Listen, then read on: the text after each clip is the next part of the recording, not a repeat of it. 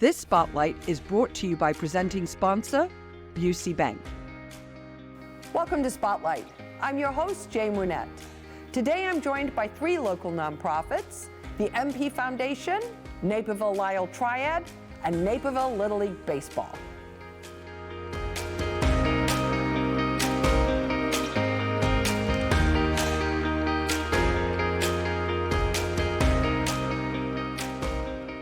You're watching Spotlight, and joining me now to talk about the Muthusami Paravel, or MP Foundation, are Selvi Rajkumar and Christy Kennedy. So welcome to the show. Really glad to have you. And Selvi, we're going to start right out with you. What motivated you to get involved with this tornado relief effort? Good afternoon, Jane, and thank you for having us today here. One evening I was watching the city council meeting live and I saw Christy presenting and looking for a nonprofit partner to help the Naperville residents who were affected by the tornado in June of 2021. And when Christy explained that children and pets and adults are not able to walk safely in their backyard because of shattered glass and hazardous materials that are still in the backyard, I wanted to do something. And as I was watching the city council, I reached out to the then mayor, Mr. Chirico, and he introduced us to Christy and Kelly, and the rest is history. Yeah, that was a really, first of all, it was such a devastating moment for the community, right? We hadn't experienced something like that. I think for those who were outside of that, you sort of see it and the cleanup efforts happening. You don't think about all the stuff that was in the ground. And Christy, this is where you just really got engaged. Talk about the success factors with that, because it's been quite an effort that you've undergone over the last couple of years. Yeah, we've really managed to accomplish quite a bit over the last year. So I think it's helpful to kind of remember where we were, right, a year ago. And when the tornado hit, it was at an EF3 status when it hit that area. And windows were shattered in homes, like every single window in a home, roofs ripped off and things like that. So since we have seen you, we raised or were able to get $1 million grant from the state of Illinois, another $500,000 or up to that from the city of Naperville. And we have now helped a little more than 80 families, replaced about 70 yards and cleared them of all the debris so families can safely use their yards, and are just so pleased that we have been able to make that happen. Yeah. And I think our total cost comes in a little under $1.4 million. That's amazing. And I think too, right? Because we all chat about, anytime there's a disaster, we chat about it immediately and then we sort of wander off if it's not immediately in our vicinity. And I think, just the way that everybody came together to realize it's not just above ground, it's below ground. And that's where we have to do the safety. What were some of the challenges that you faced through that project? The challenge that we faced was collecting the money to help the families in need, and I'm inspired by Christy, her perseverance and working hard every day. We tried everything we possibly could, reached out to all our friends, the community, the businesses, and one of the things that we learned were there were so many of the businesses and community members donated, but it didn't really come to the families that were hit by the tornado. So we worked really, really hard, and we were so fortunate and blessed that State Rep Anastasia Murray trusted us and gave us the fund of $1 million from the state, and the city council also supported us with up to $500,000 to do this project. And also the other challenge was getting the contractors to do the work. And again, Kelly and Christy thoroughly vetted several contractors, and we were fortunate to get Hively Landscaping and Balanced Environments to do the project. And they were waiting till the state and the city gave us the money to be paid for them. So we are grateful for them as well. Yeah.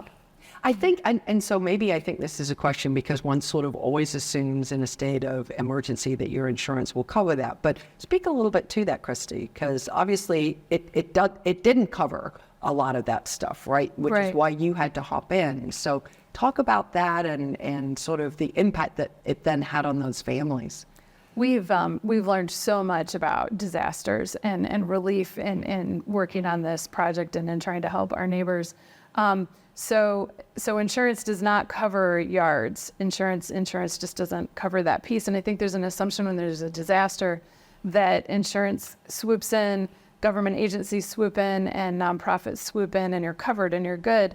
And if you just lost a roof and maybe a few trees, that's the case. You can easily recover. But when you lose your whole house and everything in it, it's a huge undertaking to deal with that recovery. And you also have quite a bit of out-of-pocket costs that you wouldn't anticipate. Sure. So these families that we helped really face tremendous hardship and really needed our help. And we wanted to help them in a meaningful way. And this project was definitely the way to help them in a meaningful way. Yeah, absolutely. Sylvia, as you kind of look back on the project, because you've accomplished so much, but what's the thing you're most proud of? I'm really proud of the community, the businesses, and the leaders like Anastasia Murray and the City Council stepping up to support the neighbors, to support our community members. So one of the things is the awareness that Christy spread by vocalizing, coming to the City Council. So I'm really humbled and proud to know people like Christy and Kelly who really cares about the neighbors and all the businesses and the leaders stepping up to help the people in need. Takes a village, doesn't it? It takes a village. Yeah, that saying really comes true on things like this, but they need a leader, and you really stepped up, Kelly. You talked a little bit, Sylvia, about the community involvement, but from your perspective, Christy, how critical was that, and kind of what have we learned going forward? Yeah, definitely very critical. So Naperville Tornado Relief was started by myself and my neighbor, Kelly Doherty, who lives across the street from me, and our homes were not impacted by the tornado, but it hit 3 blocks from us. So we saw firsthand the devastation, that our neighbors faced. And in the early days, we saw neighbors step up with tarps and food and efforts to help clean up properties. And then as time went by, we just knew we really wanted to do something more meaningful. And, just having Sylvie step up to be our fiscal sponsor, otherwise this project would not have happened. And now, the city of Naperville is really looking more at disaster relief and what it means for our community and how we can be better prepared for next time and how nonprofits can get more involved, because we really filled a void that existed. And I think it's really important for every community to have a plan, because the biggest thing that we learned is that disasters happen locally and recovery has to happen locally too. We're going to keep our fingers crossed that we don't have another one, but it's awfully good to know that we know what we're doing with you guys kind of leading the charge. Well, thank you both so much for stopping by. And if you would like to learn more about the MP Foundation, please go and visit their website. We're going to take a quick break, but stay tuned. We're coming right back with more Spotlight.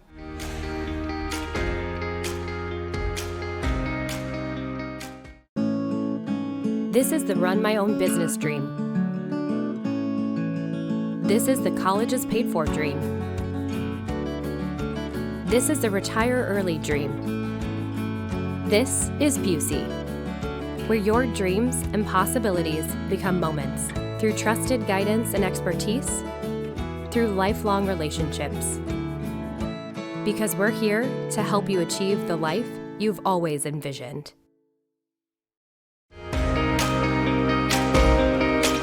If you're just tuning in, you're watching Spotlight. I'm your host, Jane Wernette, and joining me now from the Naperville-Lisle Triad are Jennifer Brassfield and Julie Smith. Nice to have you both on the show. And Julie, I'm going to start right out with you. What is the Naperville-Lisle Triad? Great. Thanks for asking that. Well, the Naperville-Lisle Triad has been around for over 15 years. We're a service organization really for the health and safety and well-being of all seniors in the Naperville-Lisle area. Okay. And did it start because there was a concern about seniors, or just sort of, was there a particular event that prompted it, or just a general sense? There are some other triads in the state of Illinois. I know that King County has a triad, and the Elgin area, along with me downstate. So it's very predominant in the state of Illinois. Interesting. Okay. Well, and we have an aging population, so it's important to make sure that we take care of our seniors, right? Absolutely. Yeah. So, Jennifer, who can be a part of the triad? So the triad initially is made up of law enforcement, senior citizens, and then senior service providers. So that makes up the triad. We have over 40 members of senior service providers. Okay. We also have our police departments for this area, as well as the townships. But then any senior can come and be involved. In fact, we encourage seniors to come to our monthly meetings. We meet on the first Wednesday of the month, so that we can get ideas of what programming they particularly would like. Okay. So it's kind of, it sounds a little bit like it's a resource service, right? Because you've got so many senior service providers who have expertise, plus the police department who has lots of great information, as do the township. So you're really sort of giving seniors resources that they can use. Resources and programming. Okay. So we do different programming throughout the year. But when we're planning those programs, it would be nice to know what the seniors really want. Okay. Direct feedback. Always good. Always good. Always good. So Julie, talk a little bit about some of those programs. Yes, we do several programs throughout the year. In person, we've got our upcoming SHOE event. It stands for Senior Housing Options Expo. And that's coming up. And so there'll be different options for seniors for housing, along with the other facilities that help that. So all the way from, if you have a question regarding, maybe your parents are aging and you're looking for those next steps. Well, what are the next steps? Because the system is very confusing. So hopefully we can provide a little education with that. Okay. In the summertime, we also have our car care clinic. Go over your vehicle, which is really important. Just kind of overall check and provide seniors with some additional resources if they need to go get their car checked. Okay. And then in the fall time, we do our Healthy, Wealthy, and Wise bigger conference over at City Hall. So we really try and focus in on some topics and kind of have a keynote speaker. And that's where we really like getting the input from seniors. What do they want to hear about? Do they want to hear about, diabetes care, health care, mental health awareness, that kind of thing. So we really try and pinpoint that and provide those resources in a really fun environment. Wonderful. And you sort of spur a question for me. When we talk about seniors, because that's like a big umbrella topic, what are we talking about age-wise? I mean, how do I know if I'm a senior that should be part of your conversation? I think it can vary on the age, right? So I started getting mail from AARP at age 50, right? Right. Well, that's kind of why I'm asking is if a viewer is listening, and they're 50 or they're 55 or they're 60, may not like to think of themselves as senior, but would the programming that you provide be of value? Absolutely. Yeah, I think 50 and above. But even those that are under 50 that may have parents that are aging and they just want to find out information and resources that could help their parents. That's a good point. That's a real good point. So you've got in-person programs. And I know you did during the pandemic. Do you still do Zoom programming? We do. We do quarterly Zoom programming. Our next one that is coming up is with our own Julie Smith, who's going to be talking about different scams that target mainly seniors. And then our next one after that is how to be a good caregiver, and not only caring for the individual, but caring for yourself as the caregiver, because that's so important. And then in the fall, we always do one on good old Medicare, because that's really confusing. Yes. And then, so we do one a quarter, and you can go to our website to find out when all our programming is. Okay. We have a calendar listed on there. Some things you do have to register for, and some things go out pretty quickly. So our senior picnic, Usually within the first 2 hours, it is full. It's sold out. So, yeah. So, Gotta be quick. got to be quick. Got to know it's there and what day that you can start registering. Okay, all right. And one last question. So if let's say I'm a new organization in town and, one of my targets is seniors, could I reach out to you to become a part of the Triad? Okay. Absolutely. They could go to our website or they could come to a meeting. Okay. And we would tell them all about it, and then they can decide to join. Okay, wonderful. Well, listen, thank you so much, and really appreciate all you're doing on behalf of seniors. They're an important part of our community, and it's lovely to know that we've got great resources. To find out more about the Naperville-Lisle Triad, please go and visit their website. We're going to take a quick break, but stay tuned. We're coming right back with more Spotlight.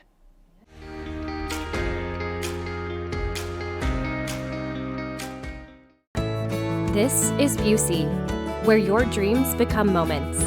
With trusted guidance, we'll help you achieve the life you've always envisioned. What's the matter, boy? What are you trying to tell me? Is something wrong? We live in a safe community, but not a crime-free community. If you see something, say something. Naperville Animal Crime Stoppers. Yes, I'd like to report a case of animal cruelty and neglect. Speak up for those who cannot speak for themselves.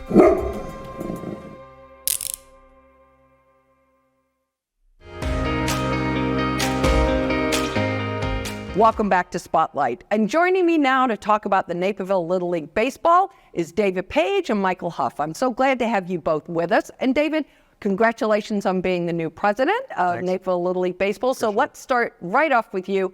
What's new for 2024? Well, Naperville Little League is not new, right? It's been around since 1952, so we've been doing this a long time, and we've had a great program for pretty much that entirety. And we offer a program that starts at first grade all the way through 8th grade. So that's 7-year-olds essentially through the 14U program. And with those 12-year-olds, those are the guys that eventually perhaps have an opportunity to make it all the way to the Little League World Series, which is what everyone watches on TV during the summertime. When I accepted the role as president for Little League, one of the areas of focus that I wanted our board and our members to really concentrate on is providing a strong foundation and giving an opportunity to give the best experience for our families and our Naperville baseball community. And one of the areas that we're really concentrating this year is providing support and additional mentorship for our coaches. Because without strong coaches, the experience for our kids can waver or vary greatly. And so we really want to focus on that. And the White Sox is an area that we're going to lean on strongly. We have an amazing partnership with them. We're really fortunate. And we're going to lean on their experience to help bring some of that additional education and mentorship to our coaches. I think that's wonderful because, it's coaching baseball, but you're also putting an adult in the life of a child, which is so important as just a mentor anyway, right? Beyond the baseball. So talk a little bit, Michael, about the partnership that you have with Naperville Little League Baseball and the White Sox organization. Well, it really started back when we were owning the West Suburban Sports Complex in Lisle, where we did some programming, hitting, pitching, little things with Naperville Little League, but then it grew into being a part of our Jersey program. Our Jersey program now reaches out to over 37 communities, inner city and suburbs, where we, the White Sox, provide uniforms and hats, different colors, different styles, to kids literally 5 through 14. For Naperville, it goes up a little higher. So for us, it's a great partnership in terms of us allowing them to save some monies, put back into the field, as David said, put back into some of the training that's going to happen this year. But from the White Sox perspective, it's been wonderful. Sure. It's great branding for you. It's a win-win. I mean, that's what a partnership is, right? It's a win-win. Yep. Now, we have exciting news in the sense that Nicky Lopez is now playing for the Chicago White Sox, somebody that we're very familiar with. So talk a little bit about that. Well, from the player and the team perspective, we are incredibly excited just because it's a kid who can play multiple positions. We know watching him in Kansas City and then Atlanta that he plays the game the right way. And he's a Chicagoan. And then for us in the youth baseball, he's from Naperville. Yeah, that's really exciting. And if you talk to any kid in a baseball program or really any sport, what do they say? I want to be a pro athlete, or I want to be a Major League Baseball player specifically for our Little League program.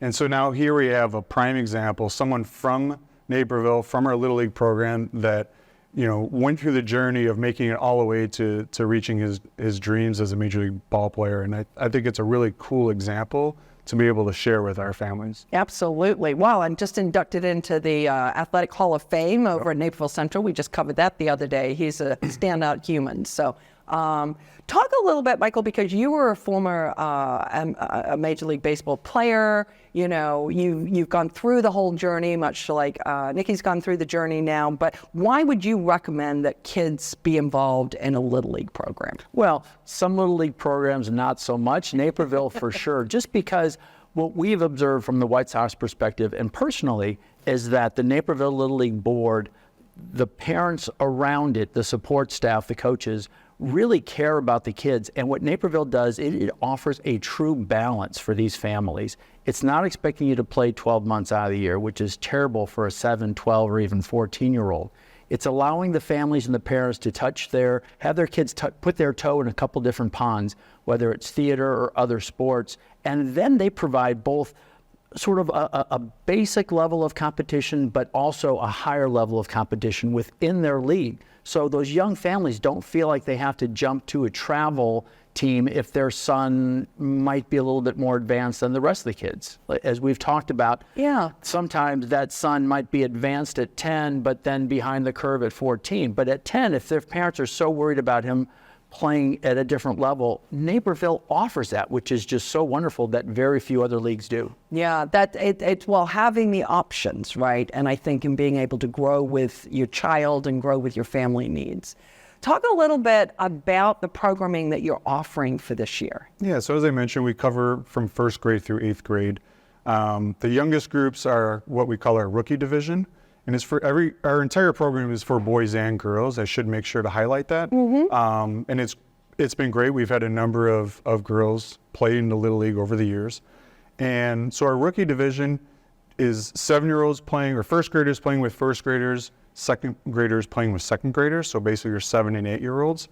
And then after we leave our rookie division, we move into what we call our Supreme. And at that point, there's kind of a divide in the road where we have an offering of drafted, which is considered more of a competitive type of environment, and a non-drafted or recreational. And what it is it's an opportunity for families to make a decision. Do I want, or does my son or daughter want to play in a more competitive environment where there's drafting and a little bit more focus on the competition side, or do we want to stay and play with the existing set of friends that we have in more of a fun, recreational type of environment? And that's at the 9 and 10-year-old age groups. And then we move on to majors, which is our 11 and 12-year-olds. And as I mentioned earlier, the 12-year-olds at one point at the end of the season will form teams if there's an interest. And we'll enter into the Little League World Series path by going through regionals and state playoffs. Then there's also our Naperville Baseball Club program, which is also known as the Sunday League. And this is for families, again, that want additional playing time. Again, it's more competitive, and the idea is we'll bring players together from all the different teams. And it's almost like a quasi-travel type team. So they'll play other towns, teams similar to ours from Little League. And then they'll have an opportunity to get a taste of a couple tournaments here and there. And then finally, at the oldest age group, we have our Junior League, which is the 13 to 14-year-olds. Generally, when you age out of Little League at 12 years old, your option to continue playing baseball at that time was to go to some sort of 13, 14-year-old travel program.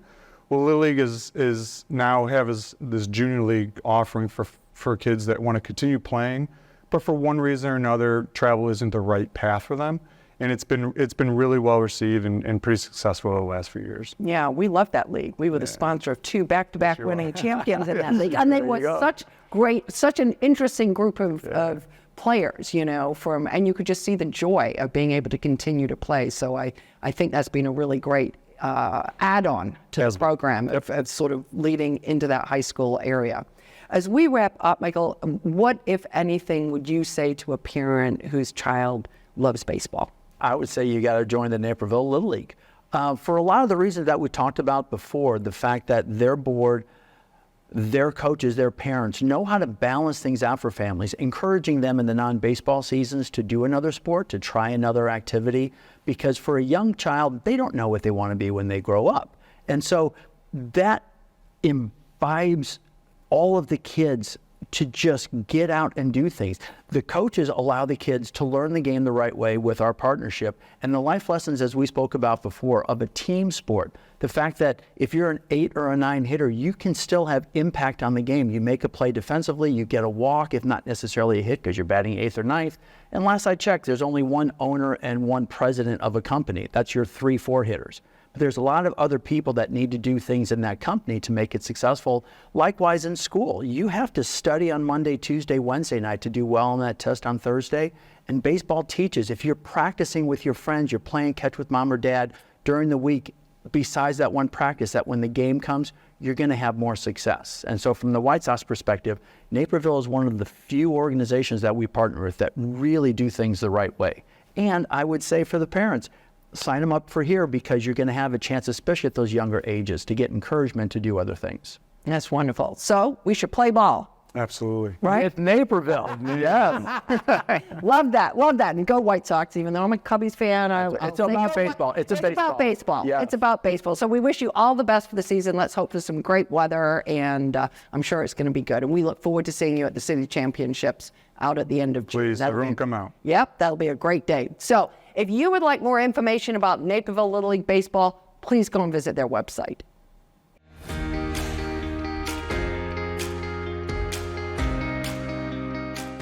I'd like to thank all of my guests for joining us on Spotlight, and our friends at Busey Bank for their generous sponsorship of today's show. To learn more about the organizations featured on this episode, please visit our website at nctv17.org. And to stay informed about what's happening in our community, sign up to receive our daily news update and like and follow us on social media. For Spotlight, I'm Jane Wernette. Thank you for watching. This Spotlight is brought to you by presenting sponsor, Busey Bank.